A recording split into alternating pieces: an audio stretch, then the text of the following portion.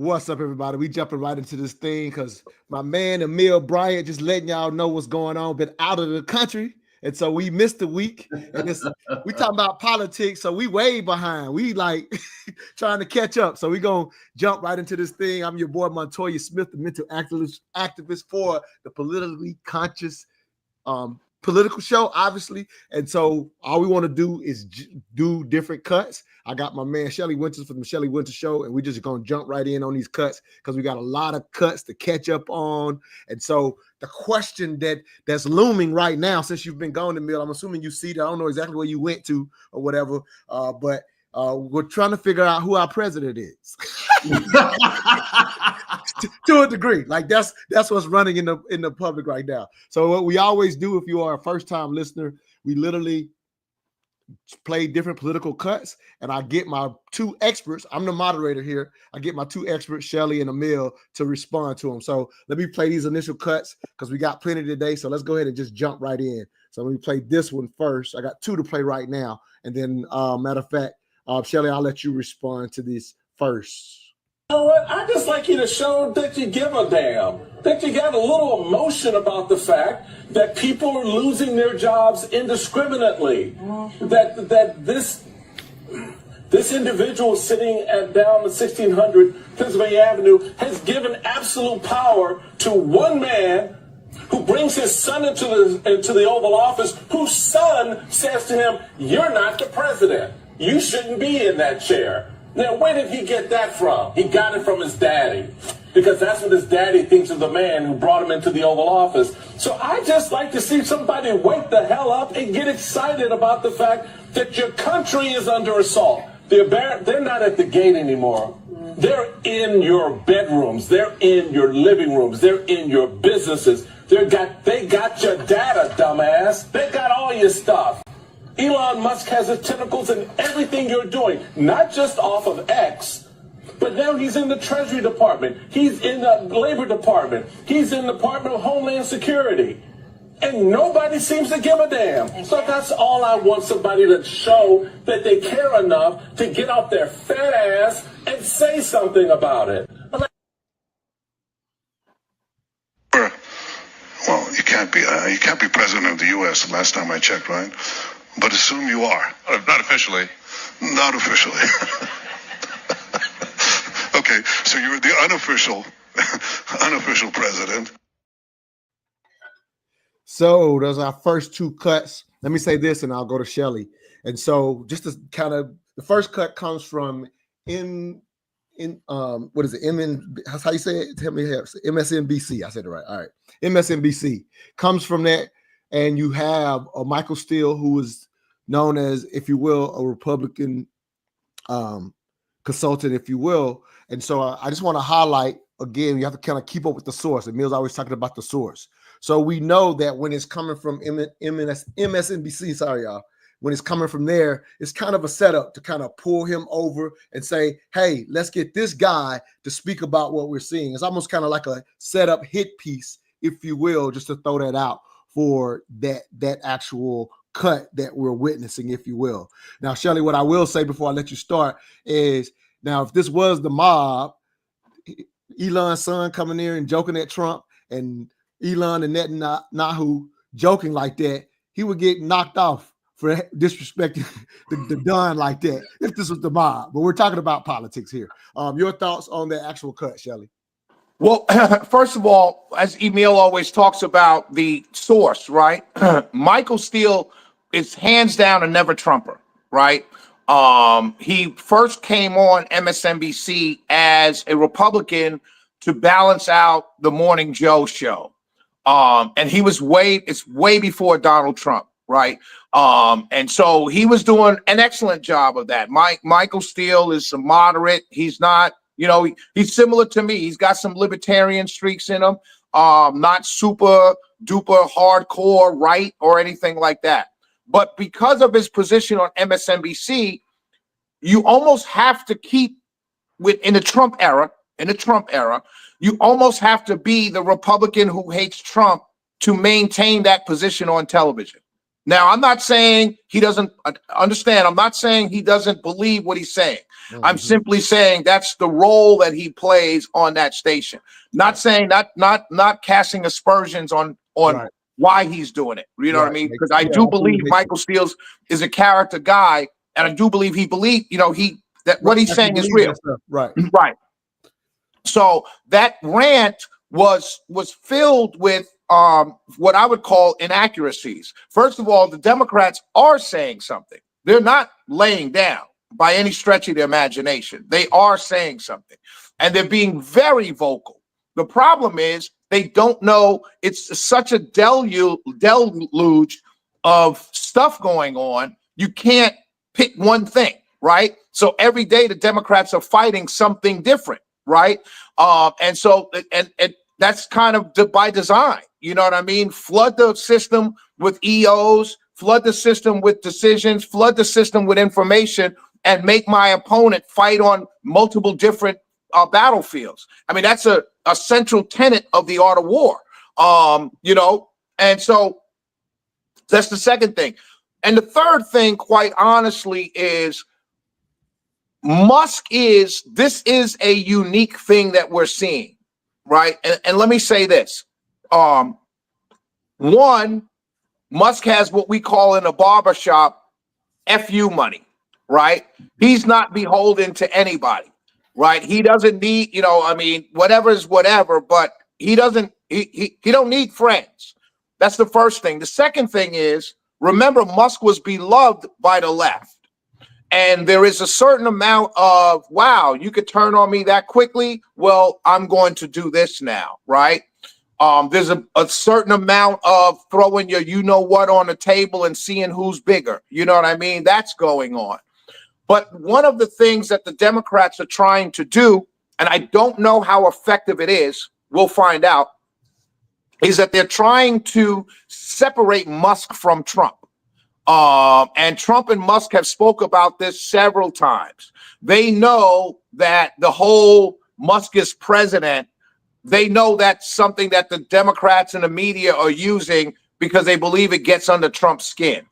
But Trump and Musk have already they spoke about this during the campaign. And afterwards, we know what they're going to do. Like, we good. You know what I mean? And so that's what Michael Steele is doing. And the last thing is he also speaks about they have your information.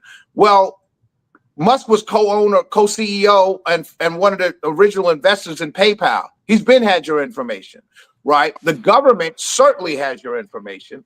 Every single website you're on has your information. Like, our information is not too hard to find. And we know this because people get hacked all the time. And it doesn't take much to hack into get your information. So the idea that he has your information, the bureaucrats had my information a long time ago. I'm more worried about some random guy in Virginia working at the Social Security Administration offices having access to my information, which has been this situation, than I of Musk having it. And so that's the truth of the matter. I mean, I'm sorry. That's what I feel about it, not the truth, my opinion. No, fair enough. Emil, your thoughts on the cut?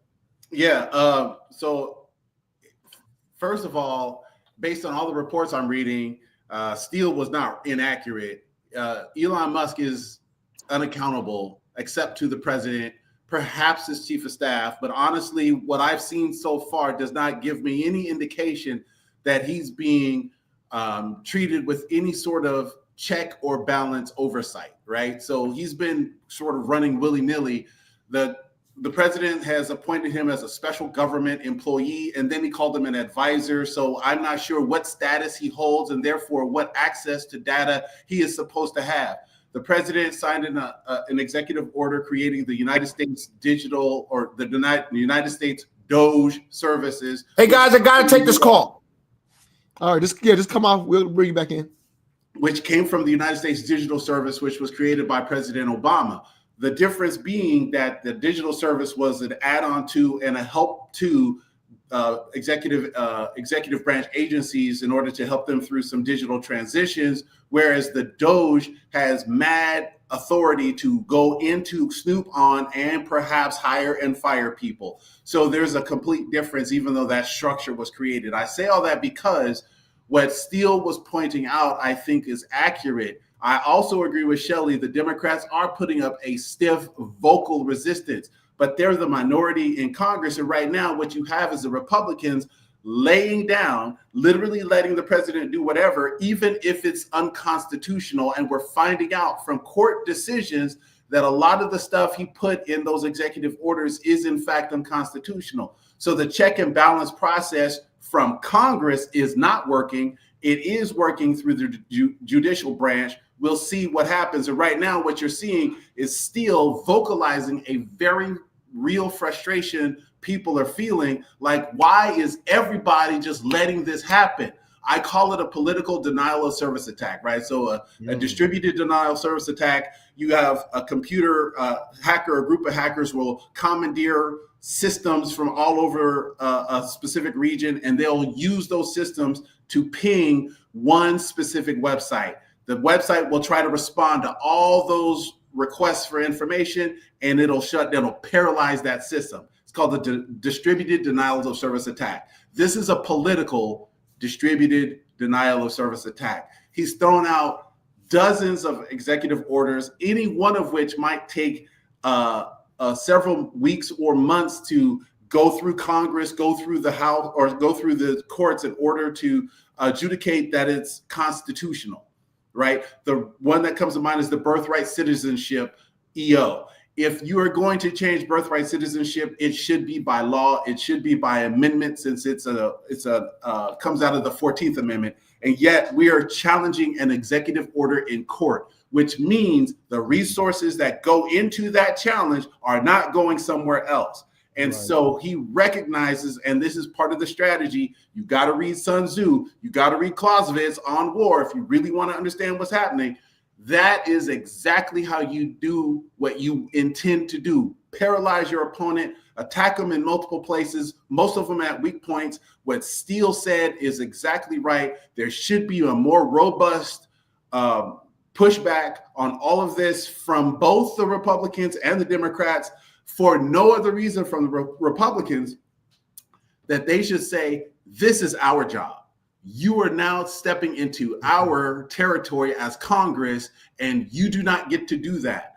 And we saw that happen under Barack Obama, especially in this first term, where the Democrats, even though they were the majority in the House and Senate, would push back on the president and say, nah, we're Congress, we write laws, you have to sign what we put in. You can make suggestions, but Nancy Pelosi at that time was a very strong speaker, probably did not push the Democratic agenda as far and as fast as they could have, but there was a robust conversation between the executive branch and the legislative branch at that time. That robust conversation, in my opinion, is not happening now. No, thanks for that breakdown. As I listen to you, also it could be, I've heard people liking it to the Hitler's shock and awe campaign. You've probably heard that reference as well. And so there are people who are still concerned with, if you will, Elon's role, and if some of the executive orders, like you said, some of them may be constitutional or not. But if the push is to quote unquote become the fastest oligarch that we've been worried about on previous shows. So even as Shelley's admitting, hey, this is how you do it. This is the art of war. This is Clausewitz, as you said, the approach to how you do this. And the thing is, it's push a lot. Even if you don't get exactly what you want through, you get some of your things walked through just because they can't be tended. We say possession is 9/10 of the law. Momentum is also 9/10 of the law, right? And this is where you're seeing that momentum gathering really quickly. There is a place, we'll call it Project 2025 from the Heritage Foundation, that much of this looks like it comes from, We have people who helped write the Project 2025 who are in the president's inner circle and in his cabinet. So it does look like Project 2025 is being executed. If that's true, then we also understand the next steps that are going to follow. Here's the frustration, and you're seeing it from Steele about Musk. We don't know what his definition of waste, fraud, and abuse are. Right. This is a very important point that most people are not doing. The government is full of fraud, waste, and abuse. We know this. We've known it for decades. It's not new. But the definition he's using to root out all of this different stuff, we don't know. And it's not transparent because he's not using what we would call the federal definition, because the federal definition would be to go back to Congress and tell Congress, here's the areas that we're wasteful, here's the areas that we found fraud, change the law, change the rules, cut the budgets. We're not doing that. So he's cutting things, and it doesn't look like the president is approving every single decision he's making, which means, and I watched part of that press conference, and I was kind of embarrassed for President Trump, because he looked very impotent in that moment. I've seen where a president appoints a special counsel or a special advisor, right? We never mind the fact that in our history, there was the Republican Party who was very adamant that there should be no czars in the government. And yet here we have one under Doge. However, what I saw in that press conference made me feel like President Trump has kind of offloaded sort of all of this cutting to Musk without the appropriate oversight that I should expect to see. Like, yeah, you can make recommendations, but I'm the president, I make the final authority. The way Musk is presenting all of his decisions, the way he's presented all of the savings, we don't even know what they are because he's making stuff up and showing numbers. And I can go through some of the stuff that I've seen so far. But the point here is that it just doesn't look like President Trump is the final decision authority during all of this mayhem. And like I said, if this was the Godfather, Elon would be at risk of sleeping with the fishes right now, just because of appearance alone. He would have had a horse head in his bed. Yes. All right, let me play another cut. Just so y'all, unfortunately, Shelly had to do this from his phone, so he's taking that call just so let everybody know where our right side. We like to do this with a right, right. I mean, right and left side of the aisle, if you will. And so, unfortunately, hopefully, we'll get him back on. Let me go ahead and play this next cut. And this other thing about Elon's going to steal everybody's money. He has $400 billion. I'm telling you, he's not going to steal your money. I'm telling you, that's not what he's doing. What he's doing is he's a super genius that's been fucked with.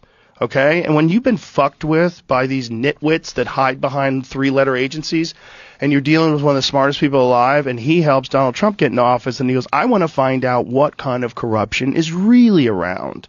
Well, you fucked up. You fucked up and picked the wrong psychopath on the spectrum, because he's going to hunt you down. He's going to find out what's going on. And that's good. That's good for everybody. That's how you should be looking at this. Like, wow, we have a brilliant mind that is examining these really fucking corrupt and goofy systems and bringing in a bunch of psychopath wizards. Yeah, well, AOC is the one that says he's the most unintelligent person she's ever met. Did she really say that? She really said that. Wow, I want to meet her friends. They're probably cool. Imagine the conversation you'd have with her friends. If he's the most unintelligent person she's ever met, wow, her friends must be amazing. I want to go to one of those parties. It's probably just like fascinating person after fascinating person. Well, I wonder what she's worth. And Nancy Pelosi, I think, is way up there in the multiple million. Well, she's psychic. I don't know if you know this. She's really good at the stock market. Like, basically, she amazing. Meditates and she just sees it. She sees how it's going to happen. She should teach that, huh? There's a few honest ones. Sure. There's plenty of honest, just like there's plenty of teachers who don't get the students drunk. The problem is not the honest ones. The problem is the ones that aren't honest. And there's a ton of them, and they don't get rooted out. And there's a ton of them. Just Emil, I'll let you start. I got Shelly back in this thing as well. tracking this thing as well. Sorry about that. All right, hold on one second. There's a call from the White House. I had to take it. I've been waiting for it. No, Sorry. you're fine. No, you're fine. We got to figure out the mic. Do you have it on? Do you have it on your pen? Yes, it's open. Microphone. Turn your volume down. Oh, because it's doubling up. Can you hear me now? Yep. Yeah. It was just doubling up your volume. Still, am I double talking? I'm double talking to me. Yeah. Oh, you know what? Let me leave and start all over again. Okay, no problem. All right, y'all, work with us. All right, cool. So you hear Joe Rogan. Obviously, it was cut from Joe Rogan, obviously, #1 podcaster in the entire galaxy, if you will. I'm just being funny there. But with that said, there is the reality of I liken to what we see. We talked about if you will, the one of our listeners says it's like a blitzkrieg, what we're watching with all of these EOs or whatever. One of our watchers said that. And so in this blitzkrieg, I liken it a little bit to, if you will, Joe Clark in the movie Lean On Me, right? Just coming in and cleaning everything out. That's some of what we're watching.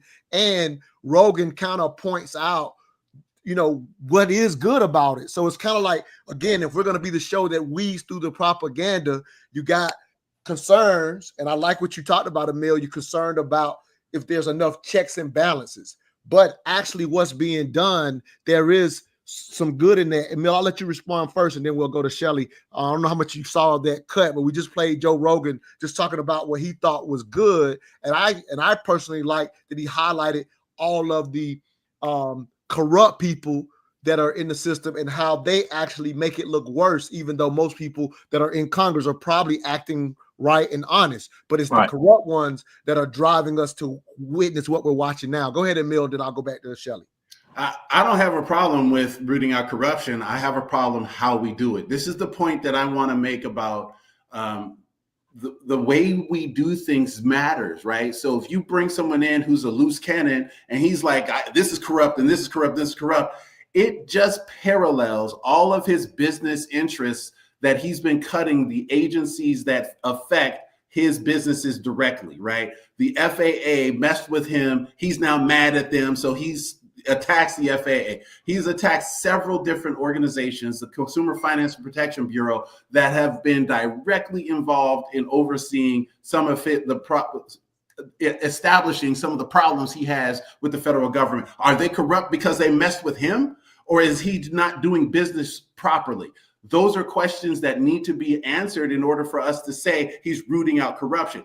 I can't necessarily say that there's no corruption. I believe there's plenty of it in the federal government. I also know there are ways to deal with it. Are those ways effective?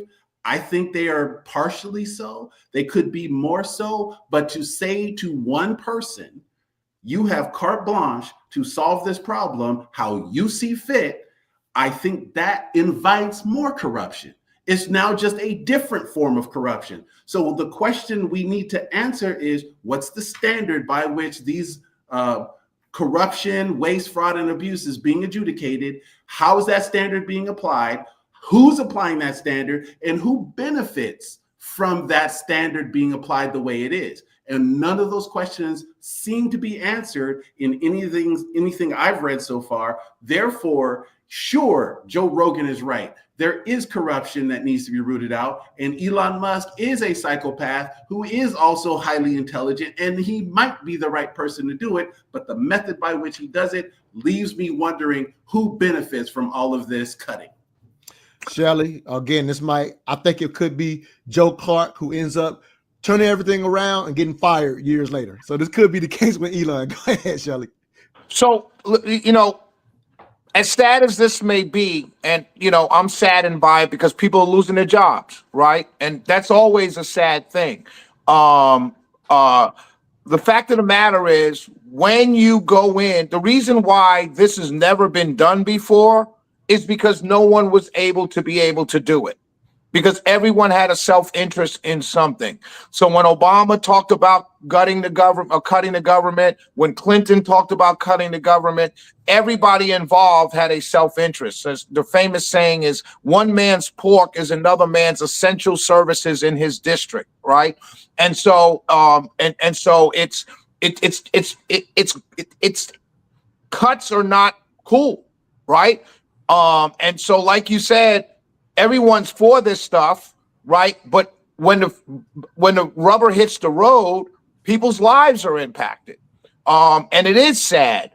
So we've either got to get more sophisticated as voters to say, what does cut spending really mean? Well, if you're cutting spending, people are going to lose their jobs. You know, your neighbor might be out of work tomorrow if you're cutting spending. Do you cut to the bone and then build back up? Because that's what a lot of companies do, right? So this is no different than when Elon Musk bought Twitter. He cut 75% of the staff, 75%. And it was a big deal back then. And people were screaming, there's going to be no protections, all of this stuff. And we see that Twitter can run without 75% of the people there. And so, you know, if you get over bloated, they're going to be, when the cuts come, it's going to happen. And I think the lesson here is you can't use the government as a jobs program. You know, you can't fudge the numbers and say, no, I don't mean contracts. I mean jobs. We see it here at local level, right? Mm-hmm. A mayor gets elected and, you know, he's got 50 volunteers that were paid $10 an hour. He gets elected. Those 50 people have a job with the city now. Now, it doesn't matter whether you needed those positions or not. They have jobs with the city. And so it's kind of built into the system of how it's always worked. You've heard stories, historical stories about the bosses of the political machines back in the day.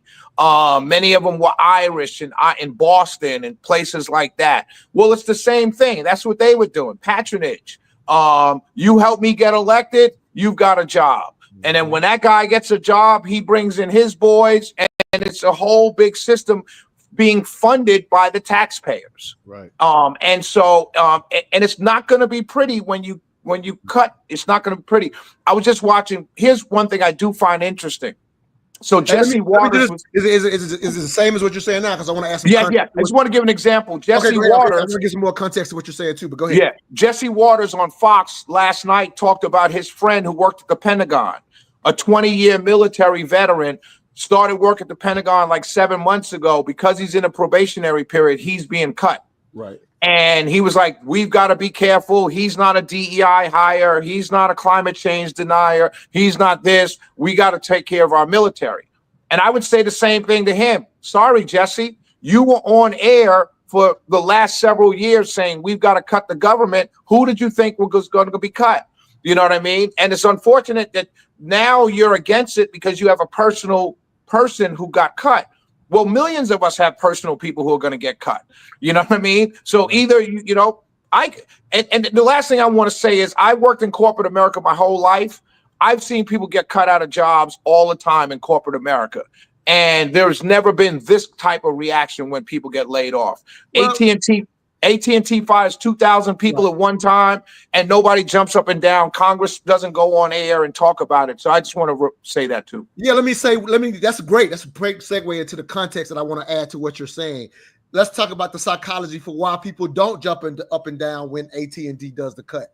Because the reality to our government growing, to Shelley's point, and again, this is giving context, y'all. I'm not on no side. This is just the actual context. The reason why because we understand that in business, a business wanting to be efficient, right or wrong, the business will make those cuts. Sometimes they're right, sometimes they're wrong. Well, unfortunately, to Shelley's point, what's happened is people have known for years, if you could get a government job to a degree, you were set for life to a degree, because there's a huge effort to even weed out a bad apple, someone who's not doing the job. It is hard to get let go in a government job. To Shelley's point, you've always had to budget for that position, and our government has continued to grow because it has become commonplace that a government job was for life. So the reason people are jumping up and down is because of the culture that has been created with the understanding of government jobs. That's an excellent point. Yeah, so it's just putting that in context. Yep. So there's no way we can downsize the government, whether you're for or against that, or a position that should be temporary. In the last 15, 20 years, that temporary position has no longer been temporary. It just stays part of the budget. We cannot act like there's a level of efficiency by doing that in a job guaranteeing benefits for life. And even if you don't do the job well, it being hard to push you out. Like that's what the government, that is the inefficiency of the government. So in that sense, we have to understand that is a good thing and not just look at it from one side or the other. It's the context I wanted to add. I'm going to go to another cut, Emil, unless you have something real quick. Yeah, I'll just say this. There's no problem with doing a reduction in force or RIF. That's the word we use when it comes to the federal government. Layoff is what you use in business. But the RIF has rules. And the problem is those rules are not being followed, which exposes the federal government to lawsuits, which might increase its short-term liability. So there is something to be said about how you do things, not if you do them. If the president wants to cut, there is a way to cut that Congress has already authorized him to do. He just has to follow the process. They're not doing that, and we're seeing massive lawsuits as a result. All right, let's continue with this next cut. We're going to stay on this train of thought before we switch to another subject. Let's do one more. Recognize the gentlewoman from Texas, Ms. Crockett, for 5 minutes. Thank you, Madam Chair. And Mr. Talcove, I'm just going to go ahead and pick up where you left off really quickly. Just to be clear, the upgrades that you're talking about as it relates to our data processes, these aren't things that would be free, are they? They would cost some kind of money. Not looking for a number, but they will cost, correct? Some are free and some would cost money. Okay. All right. So I just want to leave it there because we've had a number of these hearings. So I do want to be clear, before the Trump administration came in, this committee did exist in the form of the Oversight Committee, and our task is to root out waste, fraud, and abuse. In that vein, we had a number of hearings, at least last term. I can't speak for any other term as I'm only in my sophomore term. And we dealt with improper payments. And interestingly enough, our chairwoman, who is so passionate about this today, she missed every single one of those improper payment hearings. But just to be clear, I was there, so I don't want anyone to believe that Democrats just come to work and don't plan to do work. In fact, I'm trying to figure out exactly what it is that the Republicans believe our job is, because right now they have relinquished their constitutional duties over to an unelected bureaucrat, someone who no one went out to vote for. And absolutely, he is occupying the Oval Office, as we saw yesterday. And that is a first for me, to see someone occupying the Oval Office who's never actually been elected to the Oval Office and actually answering more questions than the person that allegedly got elected. But for whatever reason, this is the first time we're having a DOJ subcommittee hearing, and that guy's not here. Instead, we have y'all. So I do want to thank you for coming. But I will say this. It's also interesting to me that in the first few days of DOJ existing, we know that they are trying to get rid of the Department of Education, USAID, Consumer Financial Protection Bureau. They're laying off FAA workers. They are going after the FDA, the CDC, the HHS, the FBI agents, and they're talking about getting rid of FEMA. And they brought y'all in. And I am going to say that I actually was shocked that there was only one person that seemed like he was an overt Trumper as you laid out your opening remarks, because I anticipated that at least one of y'all would say, yes, what Elon is doing is exactly what we would prescribe. But instead, I will applaud you because you actually were focused. You talked about what the American people are looking for us to do. We've actually consistently on this side of the aisle promoted this idea of making investments into technology so that we can do things such as, say, look at the Department of Defense. The Department of Defense that takes up approximately 50% of our discretionary income. or our discretionary spending, approximately 50% goes to Department of Defense. Department of Defense has not been able to pass an audit in the last 6 audits, and we're not talking about pennies. I understand that we want everything to be perfect, and if we could get all waste, fraud, and abuse out, that would be fantastic. But let me talk about the big numbers. The big numbers are on that side. When we look at, say, our entire workforce, our federal workforce, as we're trying to somehow fire all of them, they don't even make up a total of 5%. It's even less than that when we look at our budget. But let's talk about defense. That just happens to be the same side of the ledger that Mr. Musk gets the vast majority of. Shelley, I'll let you respond first. I'll just say this very briefly. I hear you and Emil both agreeing that this needs to be done. Emil's mostly concerned with how. I would agree that Elon and the young people that he's having help him do this are absolutely brilliant. But the last thing that Crockett says there's this, in my eyes, an obvious conflict of interest. So I don't know that that's who I would select to do it based on that. That's just my outside looking in. Both of you, again, are well more astute at this than I am, but that's just my outside looking in viewpoint. Your thoughts to what you just heard, Shelley? I think, look, let's be clear. Like Emil and I sitting here, she's saying everything that she's saying is partisan. Of course it is. And what I would say is she's right. Republicans are just as guilty of this. I'm not going to sit here and say Republicans have been in charge. You know what I mean? And I say this all the time on my show. You come to me or us, the voters, and you say, vote for me as a Republican because I'm going to cut spending. You get elected and you do nothing to cut spending. And so, this is not, she's right in what she's saying. Only thing I disagree with is let's not act like the Democrats have been very good at this. You know what I mean? Because they all are, they all are guilty. But I would say worse. Because that's how it works. You know what I mean? I would just say the Democrats were worse because you remember how upset you and me both were when they did the first was it the first checks after the pandemic and the stuff that was put in. Remember, I don't know if you remember that, Shelley. You and we actually looked at everything that was in the actual the money they did for, when they gave us the money and during the pandemic. They did like 3 of them, I think. But the very first one, you and I both looked at it closely, and we were like, this is a joke, the stuff that they're adding to this, instead of just focused on the things that were in need for the pandemic. And it was 2 different plans. And the Democrats' plan was way higher than the Republican plan. But you and I both were mad at both plans. I don't know if you remember that. Yeah, I think it's just, I don't mind Jasmine Crockett. I know a lot of people disrespect her. I would never do that. But a lot of things that she said, and she's right. Marjorie Taylor Greene, when the Democrats were in charge of the House, she wasn't that pressed, on this spending thing.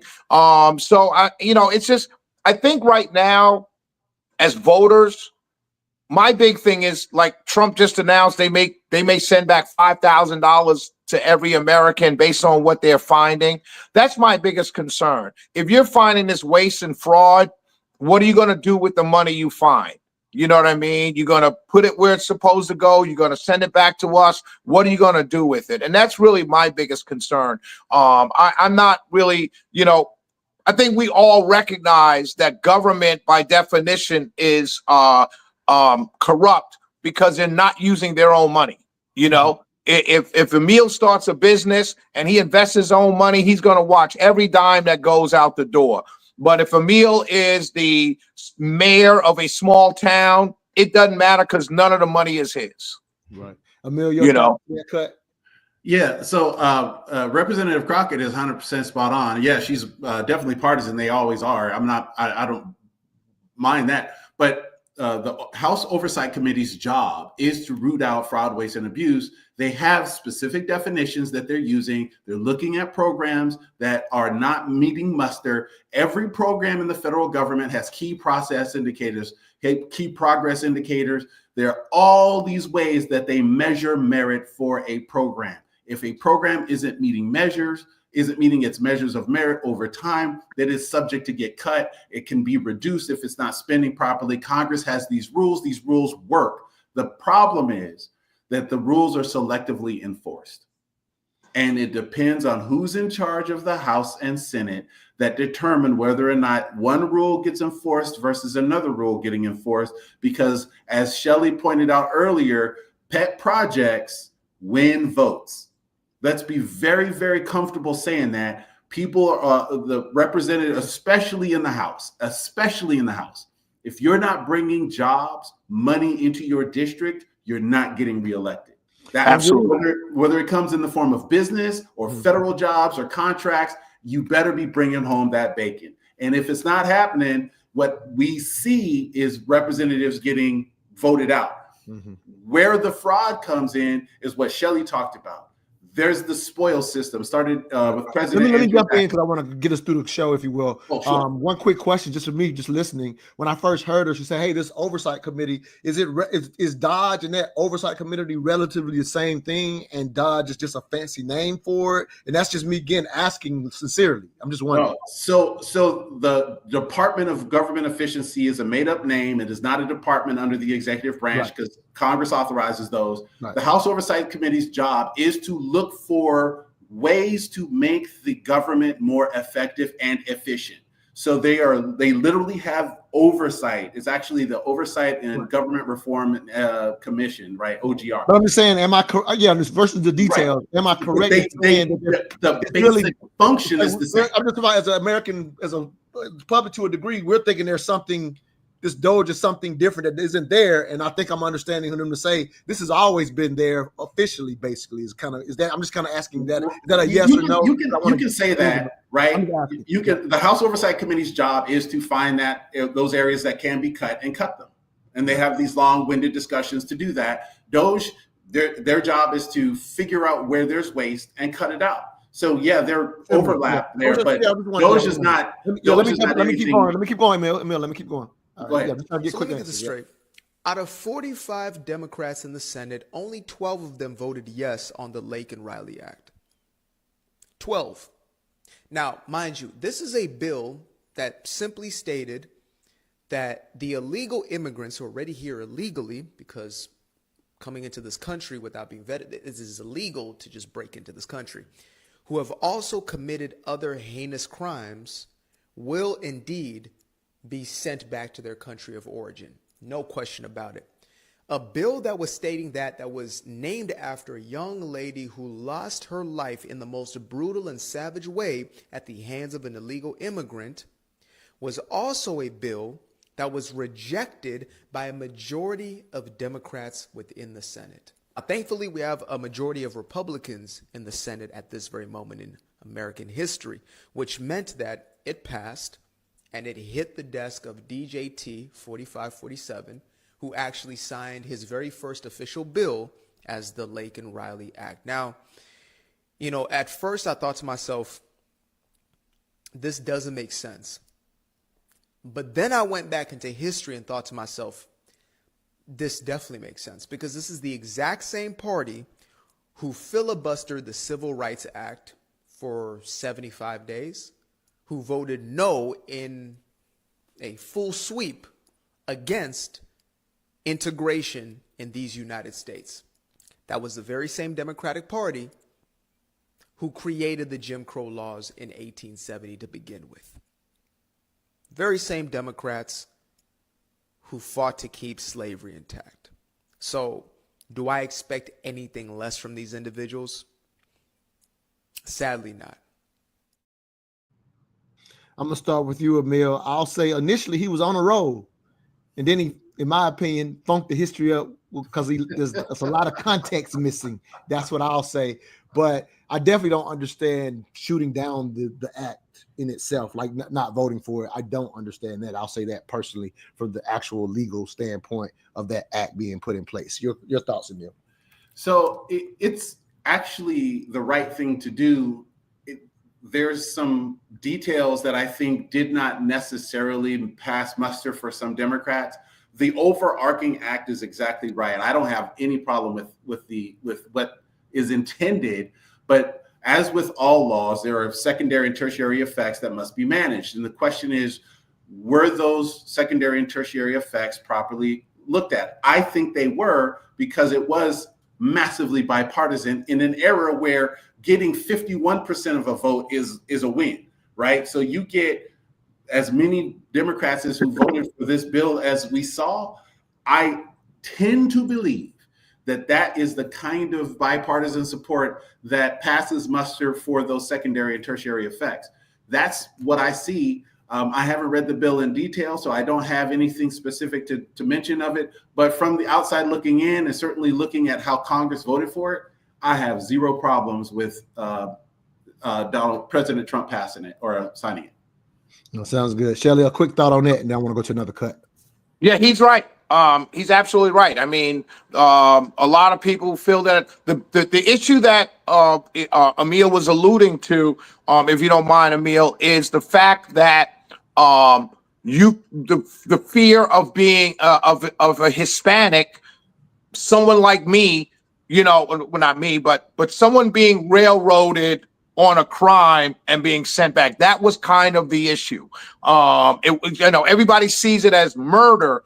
But the way the bill was written, one of the concerns was, regular citizens on green cards who are legitimately here, shoplifts or is accused of shoplifting can be back in Mexico before they're able even to prove that they were here on a green card. And so that's kind of was the concern. Okay, gotcha. And that exists in any situation, in any legislation. So that's my take. All right, makes sense. All right, we got another cut here. Let's do this. Closing the Department of Education would harm our most vulnerable students. Project 2025 calls for the elimination of the Department of Education. The plans to dismantle the Federal Department of Education is a strategy to try to make corporate something that is a public good. And what it would do is impact the students that need it the most. Students like me 40 years ago. I was an EL student, English learner, living in an economically disadvantaged community. I was the first in my family to go to college. I had only what the local public school provided. And now I advise the President of the United States. If the Department of Education were to be closed, this is who would be disproportionately impacted. Our rural communities rely on their public schools more than most other communities because there are not so many school options. Throughout the country, places that have high property tax can afford to provide more educational experiences for students. Other places don't have the funding for that. The Federal Department of Education levels the playing field. Math tutors, before school programs that give students that additional dose of tutoring. If those dollars are taken away, expect higher class size. Can you imagine trying to recruit a teacher into a school where you have a class size of 30 or 40 students, where they get paid less than another community? It really would dismantle the public education system in rural communities. There's 7 million students with disabilities in this country. They would be disproportionately impacted. We knew students in Michigan were not receiving adequate special education services when schools were hybrid or remote. The Michigan Department of Education has until midnight to respond to a federal investigation which found the state failed its special needs students. We can withhold federal dollars if the needs of the students are not met. So that's an example of how the Federal Department of Education exists to protect students. That's what you're going to lose if the Department of Education is closed. Public service closing the Department of Education would harm. Too many times. All right, Emil, I'll let you start in on that. We got Shelley back in here as well. And so Shelley has broken down on a previous show. At the end of the day, the Department of Education has only really been around, I forget exactly how many years, if you will. And so the idea of shutting it down is kind of returning things back to the states. You hear the previous, I forget that guy's name that was speaking at first, but he was basically advising Biden over the Department of Education. He kind of breaks down what he feels like will be things that'll be taken away. And so it's not like we've always had a Department of Education, to Shelley's point on a previous show, right? So let's just kind of put that in perspective. I'll say, however, in the current situation we're in, there are a lot of states, specifically in the South, if you will, that do rely on those federal funds to do the things I'm hearing him say. So I'm not saying which one is right or wrong, but there is a reality that in removing the Department of Education, it doesn't mean that those things won't happen, though. That money will return to the states, and those states would probably do some of the same things. But I think that context is putting it as if those things will go away. I don't have the answers. I'm just trying to walk through it without the propaganda, if that makes sense. For sure. Your thoughts, Emil. The Department of Education was started under the Carter administration. It started first under the Reagan administration, right? So it was 79, it was passed into law. 80, it was implemented. So it spanned that time. So it's about 45 years. The thing that makes the Department of Education important, but not necessarily critical, is that it does have the federal oversight of those dollars that are going to communities and states that allow for a standard of education. And this is the problem that is not being articulated in all of this propaganda. The standard of education from Washington State down to Florida, when you cross the country, varies significantly. Kids in New York and Connecticut are getting really good educations. Kids in Alabama, Mississippi, and Louisiana are not getting as good an education. Those federal dollars are going to those students, but the outcomes of those educations are not similar. The National Assessment of Education Progress just came out. There is a significant gap in how we are educating our children, looking at 4th and 8th grade reading and math scores. So there is a need for a function like the Department of Education. Before the department, that function was done in several different agencies across the executive branch. So the legislation combined all of that into one department. So you had a clear line of communication and oversight to the president. Do we need that today? The Republicans often want just block grants, just send the money to the states.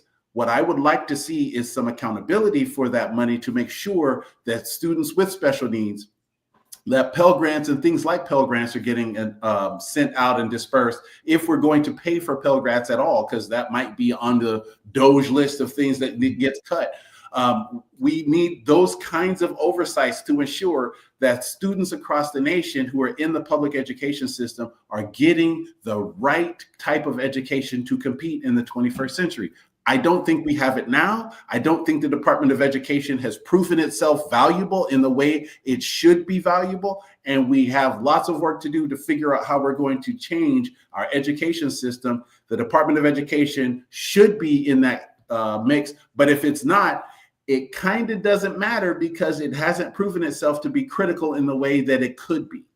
And let me say this for Shelley before you go as well. I love adding context. So one of the biggest mistakes we make, whether there's, in my opinion, whether there's a Department of Education or not, is even, for example, the reading scores. Everybody's looking at that right now because it just came out and everybody's putting it in the news because we're talking about this, right?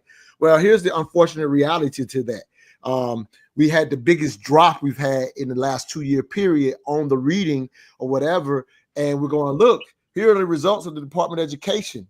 No, the context, unfortunately, is we just went through a pandemic and we went through homeschooling, and now we teach reading on a damn tablet versus opening a book. And that is and those students will never get those 2 years back based on what's lost. So to that drop would have happened whether we had a Department of Education or not. I'm not letting somebody off the hook. I'm talking about the context of the personal responsibility of what it takes, if you will, to have your students, for example, at the lowest level, starting Head Start and kindergarten, with enough words because you read to them enough.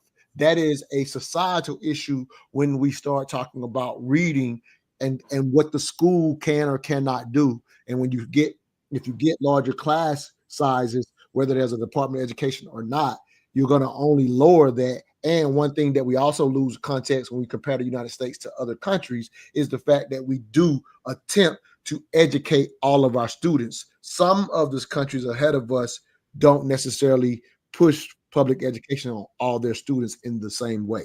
So that's just something, just some small little nuance that can't be left to the government at all, whether we have a Department of Education or not. Your thoughts, Shirley?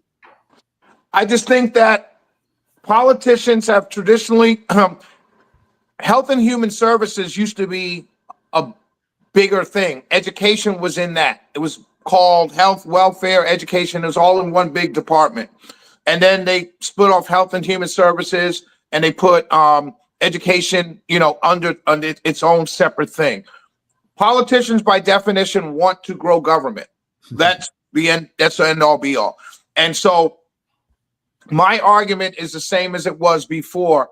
I understand what they're saying, but that money is able to be used closer to the child, right? And I don't, the problem is that some of these entities are also being used as protections against teachers.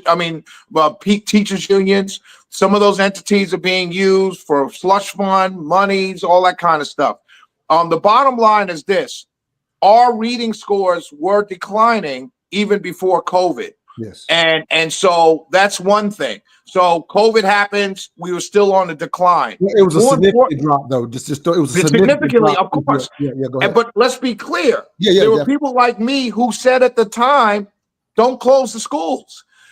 Because whatever you save in terms of COVID contraction with these kids, you're going to lose in their educational outcomes. And you're going to destroy many futures. So many of us said, whoa, kids are less likely to catch COVID. Don't shut down the schools. And the argument that was waged by a lot of people was, well, they'll take it home to their parents. And which is true. But so we've got to understand why that happened, because we shut down the schools and we didn't need to. And it wasn't like nobody said that from the very beginning. But my thing is, the Department of Education does not educate kids. It's not involved in the education of kids. It's really only involved in the disbursement of money to different areas. Well, if you get rid of it, that disbursement of monies can still be delivered directly to wherever it needs to go. The reason why I like it to go away is because there's a zip code that my lodge, we work with these schools, we adopted these schools, and they're the poorest zip code in the state of Georgia. Right here in Metro Atlanta, down by they're like southwest Atlanta, but towards the highway, right? And there are two schools there in the Lakewood area, right? And there are two schools there, an elementary school and then a middle school. And these schools are poor. Well, I believe, one, at the state level, they should direct more money to where it's needed most. But the way our education is funded in this country, it makes it hard to do that. Right. It does, right? So one, we need to change the funding system of our public schools. But if you get rid of the Federal Department of Education and now the state of Georgia gets the billions of dollars it's supposed to get directly, then the state can't say we can't give this this low performing zip code a bunch of money to fix the problem, because it's not taxpayer dollars from Georgia anymore. It's taxpayer dollars all around. Right. And so that's one of the reasons why I like it. Any kind of reform, any kind of change takes years to happen. Right. It takes years. It really does. And I think that not us, but in general, these arguments, oh, I can't believe this is happening. I can't believe this is happening.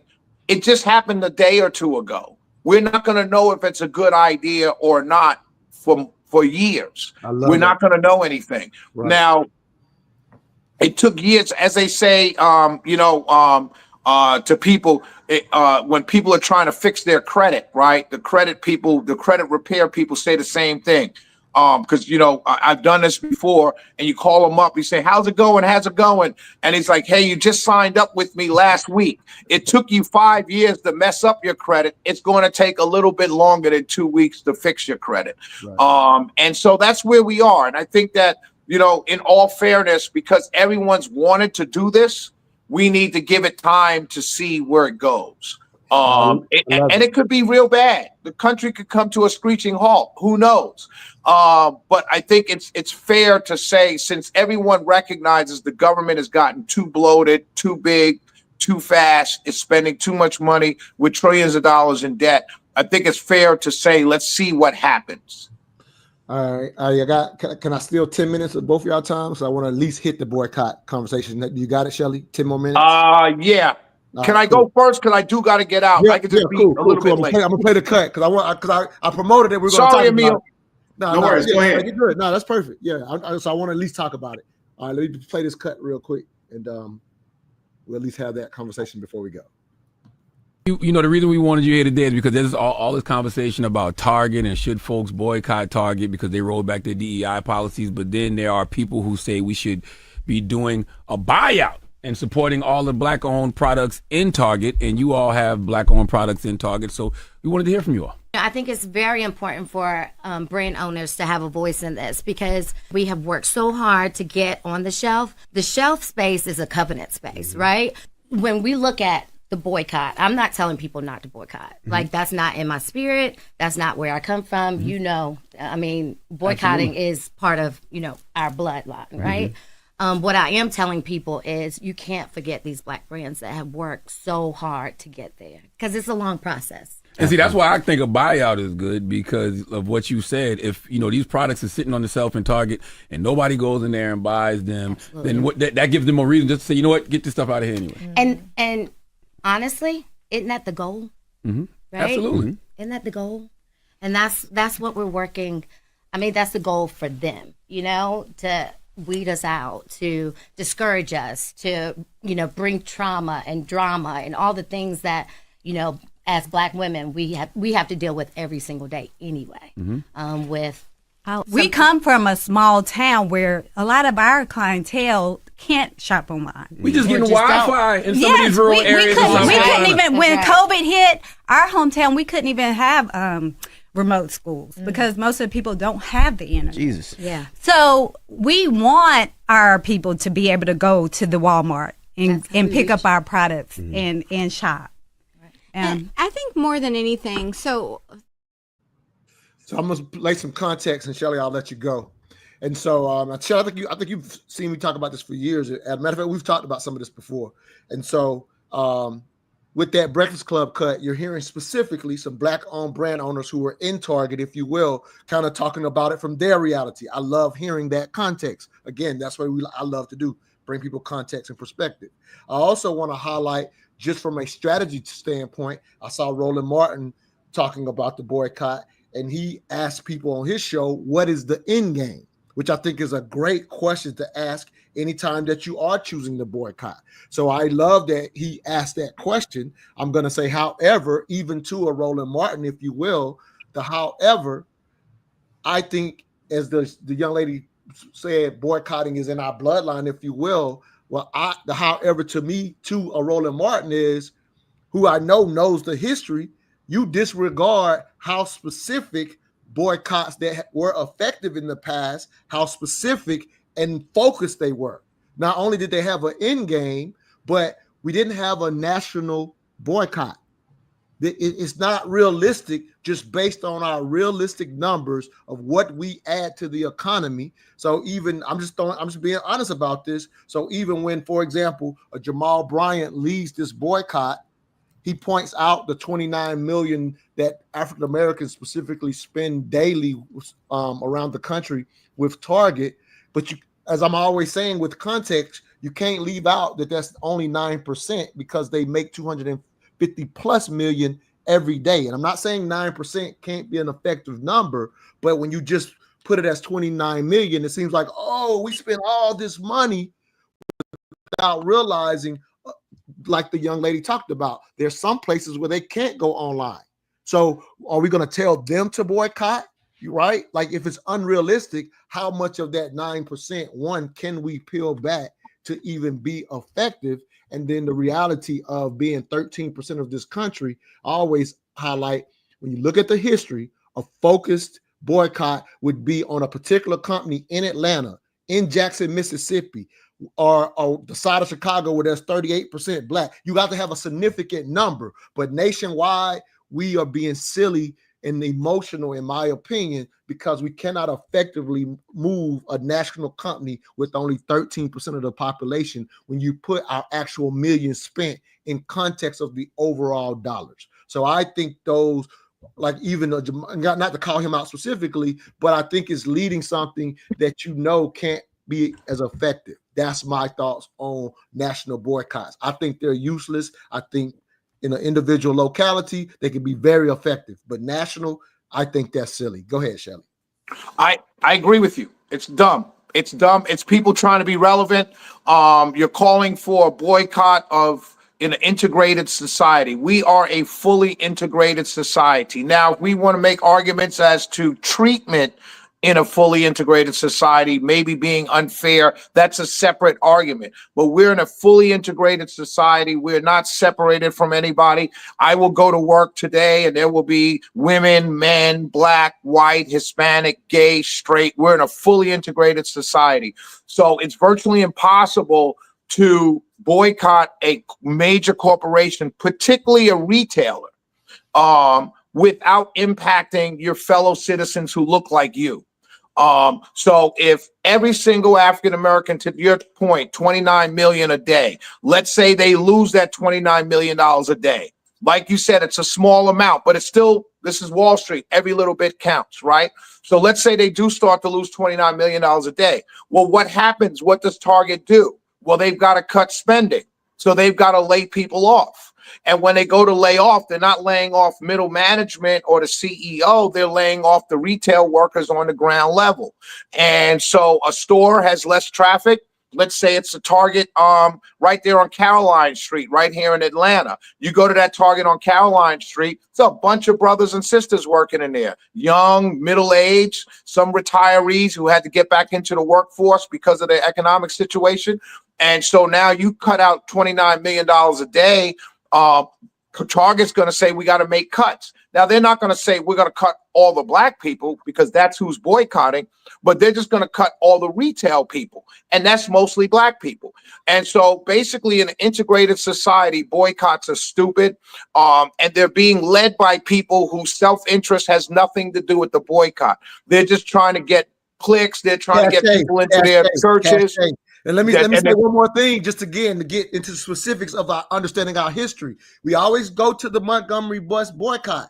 However, they already planned. We're going to get you to work. We got carpools to get you to work because they couldn't let them lose their jobs because they didn't show up for work. Like, again, specifically being done on one city, on an industry that could affect other industries. It was a very strategic look. I'm just giving the detail.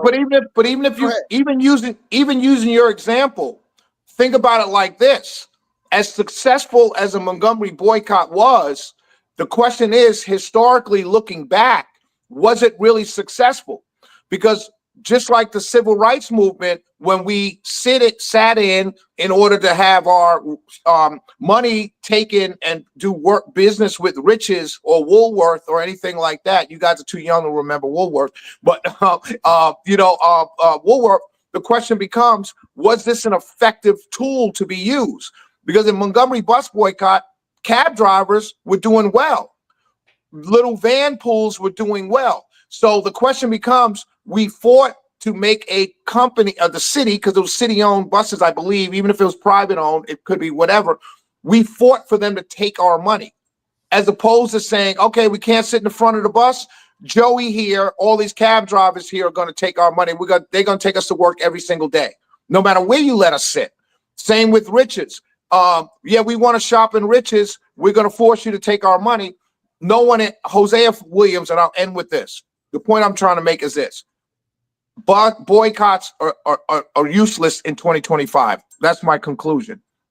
To your point, historically, was a bus missed, right? Because we fought to give our money to somebody else. Like we begged not begged, I won't use that term because it's derogatory, but we fought to give our money to somebody else. Hosea Williams famously said that He never, and I got this from his daughter once when I interviewed her.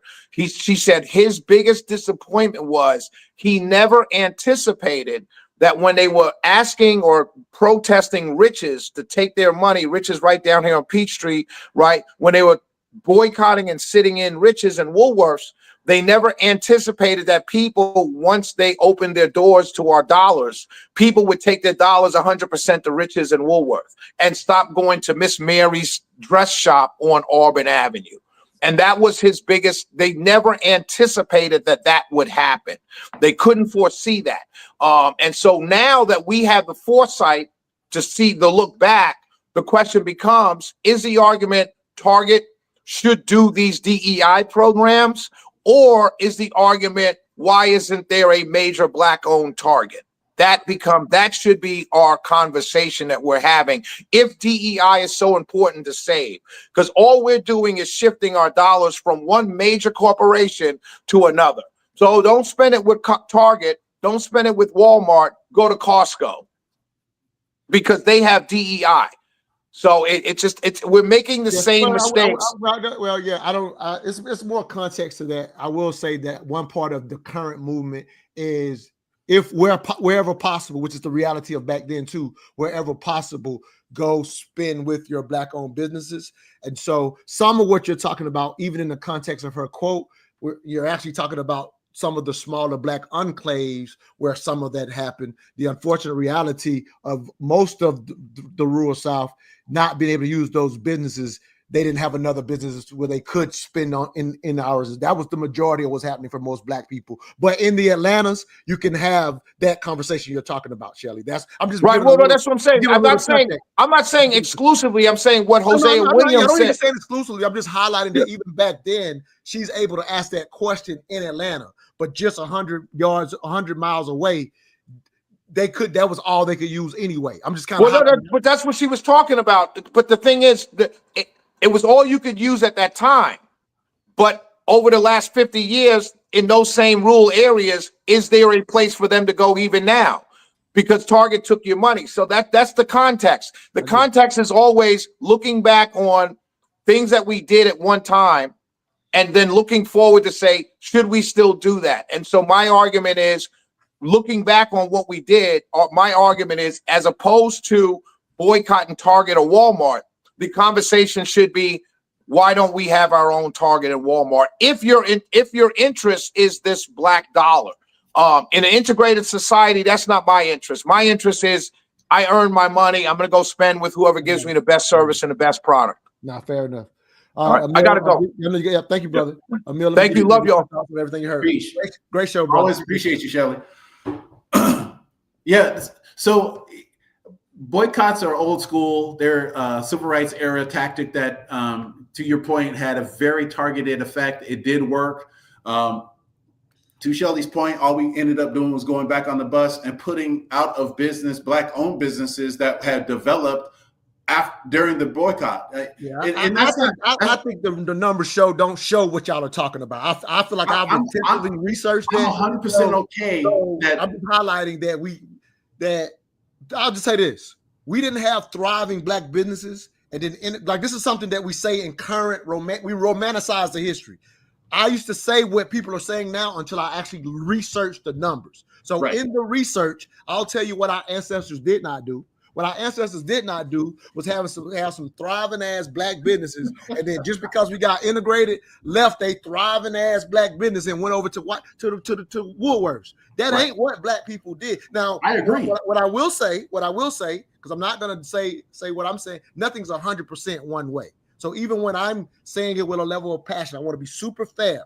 So, were there people during integration because maybe some of the Black businesses that we had that were not necessarily up to par based on their finances that could compete with the, if you will, quote unquote, the quality of products I'm just using an example, in Woolworth, right? So yes, when there was integration and you could go get this product because they were a national distributor for cheaper than you're poor already, cheaper than the Black business that you were used to going to. Did you go over there because it was much cheaper? because it was just a smart decision for your house. Yeah, we had black people that started going to the integrated, bigger store who could offer it for cheaper because of people's current income reality. But we now look back on it as, oh, we were so happy to integrate, we ran to the white businesses. Like, that's so disrespectful to our ancestors that I always kind of stand up to it once I learned otherwise, because I used to stupidly say the same thing. We don't have any thriving businesses that went out of business because of integration. I'm talking about the thriving, successful ones. I agree. When I talk about the Montgomery bus boycott, I'm being very specific. During the era of the 555 days, there were some businesses that popped up that had to shutter because people went back to the bus. That's my point. But I'm also going to say this. In 2025, you don't target Target. What you do is you go to Target and you say, I'm going to buy out every black-owned line that I can, and I'm going to support my people in Target. And then I'm going to take my other dollars elsewhere, right? That's where we have to be very discerning and very, very specific about our behavior. You want to go to Target because it's convenient or it's cheapest or it's the only game in town, I understand. But if you have a choice, go support your black-owned business and then take your other dollars elsewhere. If you're going to do that, we can have a conversation. But if you're just saying Target, just boycott Target, that to me doesn't accommodate the reality of the economy. It doesn't reality the geography, right? Because Target for a lot of people is the only game in town or the best game in town given. So they can't spend their dollars elsewhere. And then it doesn't accommodate the fact that people are trying to figure out how to navigate a very thorny situation. And what you're saying is blanket behavior. No, do what works for your family, but understand you have some power. Use your power judiciously if you have it. If you can't, don't. And I would say judiciously on a local basis. Like, let's just get away and be realistic and very much more strategic, just like our ancestors were. And just for the record, because I'm always making this clear. Again, I had to learn what I'm saying now. But to make it clear, it wasn't just to sit on the front of the bus. It was a strategy to eventually fight for the 1968 Equal Protection Act. It started with those type of things that eventually led to equal protection. That was the ultimate goal. That was just a step in that direction. And I'm not saying this to you, Emil. I'm saying it just kind of as a lesson. Look at the career of Thurgood Marshall as a lawyer, and you'll see the chain of events that he was a part of that led to the Civil Rights Act of 1964. So you absolutely hit that nail on the head. The last thing I'll say about all this is about, boycotts and all this nonsense is very simple. We're not looking at ourselves the way we did 60 years ago. And we probably shouldn't. We probably need to start looking at ourselves with a different lens in order to start behaving differently. We have to pull the spirit of the time, keep the foundation, not the act of the time. It doesn't fit anymore. It doesn't fit. It can't fit anymore because we're not that society and we're not that people. So what we have to do is say, okay, the spirit of the time is solidarity under a specific banner with a strategy to do something very, very important. Now, if we understand that, we can start looking at what are the strategic levers we have access to in 2025 that allow us to progress towards some of the things we say we want. Malcolm X said, if you were all citizens, none of this would be a problem. So we have to remember that if we have a problem, it isn't because we are citizens, it's because we are not equal under the law. So the goal should be equality under the law. How do we get there? A boycott at Target ain't gonna cut it. Absolutely. And I'll leave with this again, just for context and for people that know me personally. My friends, when I was in the military, like, I came to Atlanta as soon as I could because I've always wanted to be around my people. I get to spend Black all the time. Nobody loves spending Black more than me. So I do want to say that as if you will, for anybody that feels like I'm disparaging the boycott, but I'm just more about effectiveness over demonstration. So just kind of throwing that out there. And then the last thing I'll leave you with, in loving to spend with us in current times, what does that look like if you are in business? And we do have conversations on my Mental Dialogue talk show. You see that behind my head about what type of things we can do to be smarter in business. Well, American culture and society is, if you can provide convenience, that's how you win. That's how Amazon became the mega giant that it became, with all the retailers looking at them like, who are they? Why are they over there? And now they're running the world because, in a sense, they understood efficiency and convenience. So I say that to say that I don't mind being inconvenienced via a boycott locally that's going to be effective, because we're talking to the key politicians in that local area. If that's what we're doing, sign me up. But the next time you try to sign me up for an NFL boycott, I don't watch the game, watch TV anymore anyway, but to foolishly look at stats incorrectly. And I'll leave with this one because I did point this out before the show. So there's a meme floating around on the internet talking about the 14 or $15 billion that Target lost in market share, and they're relating it to the current DEI boycott. And the reality, and I put it out on my page, is that is market share that was lost last year for them doing a LGBTQ Pride Month display in Target, and their shareholders were upset about that and actually cut the value of the company. That has nothing to do with revenue. And this is not me being against our community, but I am always for correct information. So I just want to correct the meme that loss in market share is not revenue, nor is it related to the current so-called boycott that we're attempting to do nationally. I'm not saying that what we're currently doing with Target won't have some type of effect, but will it bring Target to the table, as to Shelley points, while in certain areas people are just shopping with the companies that have not denied DEI. I'm not talking about the right or wrong on that. I'm just talking about how effective can this be when it's not realistic action. That's where you hear my passion. Go ahead, Emil. I'll give you the last thought, and we're out.